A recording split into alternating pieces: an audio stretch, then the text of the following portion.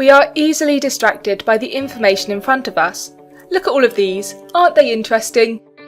We easily forget about other things that we haven't seen, and so we think that what we haven't seen doesn't exist. Worse, we usually don't distinguish between what exists but we haven't seen and what doesn't exist at all. Dealing with the gaps between what we think we know can be tricky. Let's have a look at an example. You are a military commander, leading a team into an area that none of you have been to before. You want to know what danger lurks in that area.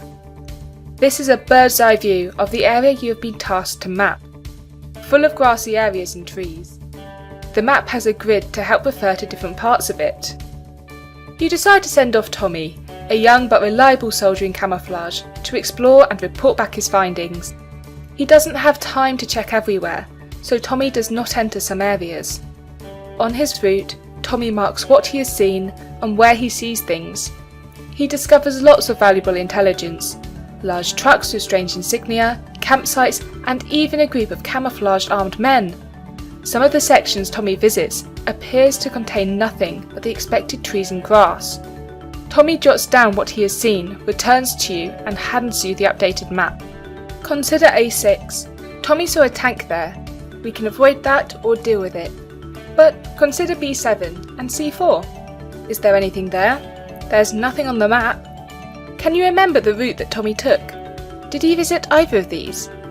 We have not marked where Tommy has been, so we cannot tell what is empty and what is unknown. In this case, Tommy passed through C4 and did not see anything significant. It was empty. He did not, on the other hand, visit B7 at all. It could include a tank, it could be empty. We just don't know. Despite both appearing empty on the map, one section is seen and empty, and the other is just unseen. We do not distinguish between not looked and nothing seen. Without knowing Tommy's exact route, we do not know which empty sections on the map correspond to empty areas in the real world. If we were to send troops into these empty sections, then they could find out that these areas are not empty at all. This could end in death. Suppose another team has scanned the nearby area, and they send us their map. We might note and record where Tommy went on our map, but we don't have the route on this extended one. With this in mind, how would we interpret row F? Although most of the row includes empty sections, we do not know which, if any, were checked.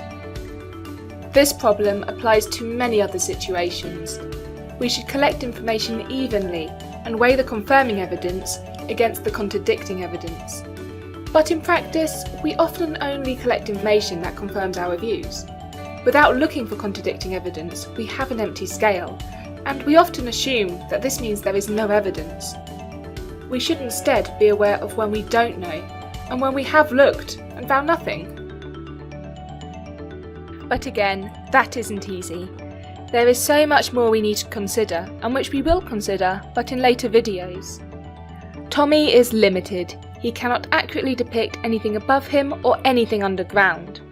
And even if we were to switch methods of observation, perhaps a helicopter, we would still be limited. We also have to consider static versus moving components of the map, if and when our map becomes outdated. And what about deliberately hidden objects, or objects that Tommy did not recognise?